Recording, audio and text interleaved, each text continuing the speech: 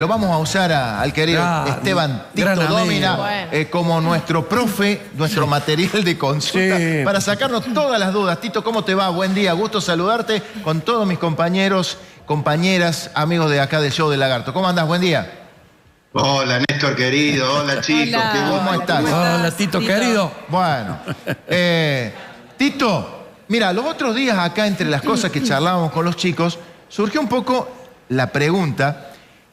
El 25 de mayo de 1810, no había internet, no había WhatsApp. No. En Córdoba, ¿sabían lo que estaba pasando en Buenos Aires? Y en todo caso, ¿qué rol jugó Córdoba aquel día? No, para nada. Córdoba era un día normal. Recordemos que desde la fundación en 1573 por don Jerónimo Luis de Cabrera, Córdoba había sido parte del formato colonial, regido por la corona, el virrey, todo lo que corresponde. Por lo tanto, ese día era un día más. No, la noticia, obviamente, la novedad llegó más tarde, así que cuando llega, con el delay propio del chasque que la traía, ¿no es cierto? Que se llamaba Melchor Lavín.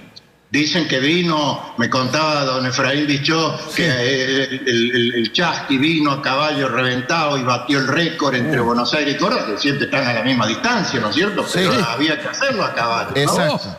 Y cuando llega la novedad a Córdoba, se reúne la élite, desde ese momento, el gobernador, el obispo, el jefe de la guarnición militar, todos altos personajes, Santiago de Liniers, que estaba viviendo, el héroe de la Reconquista, en la estancia jesuítica de Altagracia, pues la había comprado y estaba viudo, vivía con sus hijos ahí y formaba parte del núcleo gobernante. Entonces, cuando llega la novedad, se reúnen de apuro y resuelven no acatar, desconocer la decisión del Cabildo de Buenos Aires. ¿A Córdoba se revela? No da tiempo, pero básicamente porque dijeron: un cabildo no puede designar una junta sobre otra jurisdicción, porque el enorme virreinato, Néstor, chicos, el enorme virreinato del Río de la Plata abarcaba 4 de los actuales países. Además de nuestra República Argentina, Uruguay, Paraguay y Bolivia, que se llamaba Alto Perú. Entonces, imagínate que una decisión tomada en un puntito, la metrópoli del virreinato que es Buenos Aires, diría más, en un edificio. Bueno, no era tan sencillo que cayera bien, había que ver, la moneda estaba en el aire y en Córdoba cayó mal, naturalmente.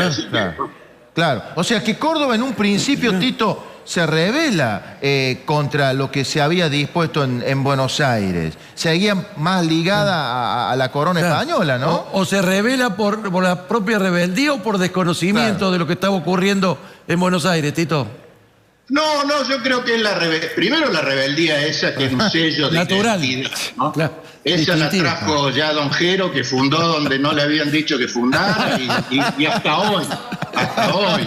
Ustedes saben que Córdoba no se la lleva de la nariz a ningún lado. No, sí estaban al tanto. Lo que pasa es que ellos querían seguir manteniendo la lealtad a la corona española. Había un problemita, porque el rey, Fernando VII, no estaba en el poder porque Napoleón Bonaparte, el emperador francés, lo había desplazado y puesto en su lugar a su hermano José Bonaparte. Entonces había un vacío de poder, que es lo que aprovecharon en Buenos Aires los patriotas que organizaron la movida del 25 de mayo, diciendo: bueno, no hay rey, el virrey está colgado el pincel, vamos por todo.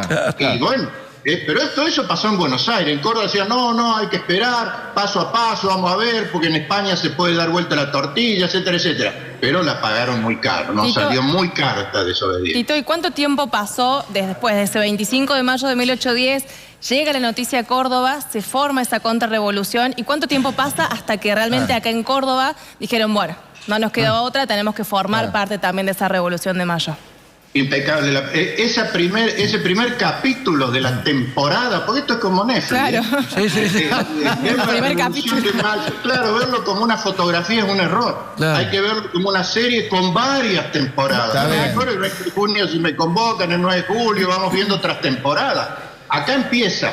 Y el capítulo cordobés, concluye en tragedia el 26 de agosto. 26 de agosto. O sea, hay un delay. Y ahí, ¿por qué digo concluye? Porque ahí se producen los fusilamientos. Porque desde Buenos Aires, cuando a su vez llega la novedad a Buenos Aires de que Córdoba se plantó, como se dice vulgarmente, se pudrió todo. Imagínate que la gracia que le debe haber hecho a Moreno, a Castelli, a los duros de la Junta, que Córdoba decidiera no acatar, porque podía generar un efecto expansivo, o sea, podía dar lugar a que en otras partes pasara lo mismo. Entonces, ¿qué hacen? Mandan una expedición militar, lo llaman a Francisco Ortiz de Ocampo y le dicen, vaya, y me acaba con esta contrarrevolución y me fusila a los cabecillas. Eran los cabecillas, no eran cualquiera, era el gobernador, el obispo, el jefe de la guarnición, Liniers. Bueno, Ortiz de Ocampo, rápidamente les cuento, viene a Córdoba con un regimiento, los detiene, ahí hay algunas escaramuzas, los detiene, pero le tiembla la mano, es decir, ¿cómo voy a fusilar a estos tipos que son la referencia de Córdoba? Entonces, ¿qué hace? Bueno, los sube un carretón engrillados y los manda a Buenos Aires por el viejo Camino Real. Otra vez, cuando Moreno y allá se enteran de que le mandan los presos a Córdoba, despachan, Moreno los llama a Castelli y le dice, vaya, y me los fusilo donde los encuentre. Y si a usted le falta valor, voy a ir yo personalmente. Porque no querían para nada, Néstor, chicos, que Liniers llegara a Buenos Aires, porque se les complicaba todo. Liniers era un ídolo, era el héroe de la Reconquista. Entonces, 26 de agosto, el encuentro se produce en el Monte de los Papagayos, ahí cerca de los Urgentes, que los estarán viendo, departamento Marco Juárez, Monte de los Papagayos, ¡pum! Listo, los pasan por las armas, salvo el obispo que zafa por su condición de sacerdote, pero lo destituyen igual. Tito, un poco también siguiendo con la pregunta que te hacía Florencia. Córdoba, más allá de la rebeldía, también tenía cierta independencia económica, o sea, le disputaba el primer lugar a Buenos Aires en ese momento, y por eso decía, no necesitamos Buenos Aires, nosotros tenemos acá somos casi como autosuficientes. Nosotros nos manejamos con la nuestra. Claro, nos manejamos con la nuestra. Un poco era eso también, ¿no? Tal cual. Córdoba nunca, tuvo complejo de inferioridad con Buenos Aires, hasta hoy. En ningún orden, la vaca sabe, ni siquiera en el fútbol. O sea, Córdoba siempre miró a la misma altura y no sé si un poquito por encima del hombro. ¿Por qué? Porque primero Córdoba nace antes que Buenos Aires, la ciudad, 1573. La segunda fundación de Buenos Aires, 1580. La de Juan de Gara. Tenemos el requisito de la antigüedad. La universidad, nosotros tuvimos universidad en 1613, Buenos Aires en 1821, Córdoba estaba en el centro del universo virreinal porque estaba a mitad camino entre las dos metrópolis, Lima y Buenos Aires. Como bien dijeron ustedes, era autosuficiente, era una fábrica de mulas. Córdoba era las mulas que se mandaban al Alto Perú, Bolivia actual, a las minas de Potosí. La mula era la herramienta, el motor de trabajo. O sea, Córdoba no tenía nada no le debía nada a Buenos Aires, por decirlo. Entonces, medio que se explica también en ese contexto las decisiones que se toman acá antes y después de la Revolución de Mayo. Tito, ¿y cómo se pacifica esa situación? Después de ese agosto fatídico, de los que fueron fusilados, ¿cómo se pacifica? ¿Cómo se reencausa la historia y la situación pensando en la independencia? Impecable, está muy picante hoy esa mesa. Porque si no pareciera, si cortáramos acá, si Néstor dice, bueno, vamos al corte, pareciera que Córdoba quedó fuera. No, Córdoba se plegó rápidamente a la causa independentista, jugó un alto papel, tuvo una intensa participación en la guerra de la independencia, proveyó hombres, soldados, mulas, caballos, armas. Las primeras fábricas de armas están acá, en Colonia Carolla, la de pólvora en nuestra ciudad de Córdoba. O sea, Córdoba inmediatamente se plegó de lleno y puso lo mejor de sí a los ejércitos sanmartinianos, belgranianos. Pero, ojo, Buenos Aires, el porteñaje, desconfiaba. Entonces, hasta 1815, Córdoba estuvo virtualmente intervenida. Porque a los gobernadores los designaban desde Buenos Aires. Miren, una curiosidad, la asamblea de 1813, la famosa asamblea general, los diputados de Córdoba fueron Posadas y Larrea, 2 vecinos de Buenos Aires. Tanta desconfianza había que ni siquiera le permitieron mandar diputados. Eso persistió hasta 1815. El primer gobernador que puede designar el Cabildo de Córdoba, fruto de esa penalización, entre comillas, fue José Javier Díaz. Un gran gobernador federal que apenas tiene una calle ahí en Barrio Jardín, que lo tendríamos que recuperar, digamos, como figura importante. Tal cual. Bueno, la verdad que qué lindo repaso que nos estás dando por la historia. Y vos sabés, Tito, que el llamarte un poco tiene que ver también con la simbología que el presidente de la Nación, que mañana va a estar presente acá, comparte su gabinete. Y nos preguntábamos todos si uno buscaba un símbolo para celebrar el 25 de mayo, si era precisamente Córdoba. Pero por lo que estamos charlando, en un primer momento, Córdoba dice, no, yo no quiero saber nada con la primera junta. Por ahí no es precisamente el 25 de mayo de 1810 para evocarlo, elegir Córdoba. ¿O no? ¿Qué pensás vos? Ya sé que estaba esperando a ver cuándo me metías en problemas. ¿viste? Claro.